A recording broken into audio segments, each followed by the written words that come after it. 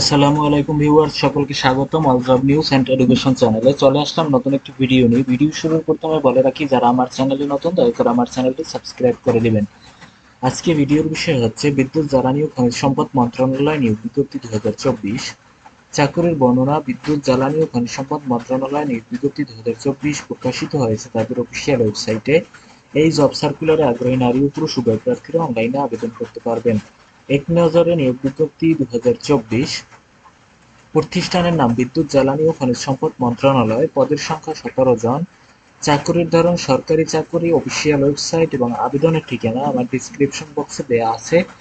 আবেদন চলমান আছে। আবেদনের শেষ তারিখ হচ্ছে 22 আগস্ট 2024 তারিখে। চলুন পদের নাম জেনে আসি। পদের নাম হচ্ছে কম্পিউটার অপারেটর। পদের সংখ্যা আছে একটি। শিক্ষাগত যোগ্যতার কথা বলা হয়েছে কোনো স্বীকৃত বিশ্ববিদ্যালয় হতে বিজ্ঞান বিভাগে স্নাতক বা সমমানের ডিগ্রি। অবশ্যই কম্পিউটার চালানোয় দক্ষতা থাকতে হবে। পদের নাম 60 মুদ্রাক্ষরে কাম কম্পিউটার অপারেটর। এখানে পদের সংখ্যা আছে 2টি। শিক্ষাগত যোগ্যতার কথা বলা হয়েছে কোন স্বীকৃত বিশ্ববিদ্যালয় হতে স্নাতক বা সমমানের ডিগ্রি। পদের নাম ক্যাশিয়ার। পদের সংখ্যা আছে একটি। এখানে কোনো স্বীকৃত বিশ্ববিদ্যালয় হতে বাণিজ্য বিভাগে স্নাতক ডিগ্রি থাকলে আপনি আবেদন করতে পারবেন এবং অন্যান্য যোগ্যতার ক্ষেত্রে কম্পিউটার চালানোয় দক্ষতা থাকতে হবে।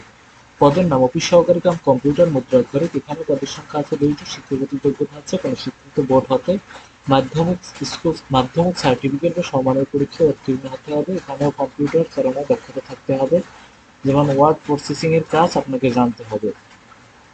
পদের নাম অফিস সহায়ক। পদের সংখ্যা আছে 11টি। এখানে আপনি কোনো স্বীকৃত বোর্ড হতে মাধ্যমিক স্কুল সার্টিফিকেট বা সমমানের পরীক্ষায় উত্তীর্ণ হলে আবেদন করতে পারবেন। আমি আবারও বলছি, আবেদনের শেষ সময় হচ্ছে 22 আগস্ট 2024 তারিখে। এটা হচ্ছে তাদের অফিসিয়াল নিয়োগ বিজ্ঞপ্তি। দেখে নিতে পারেন এক নজরে।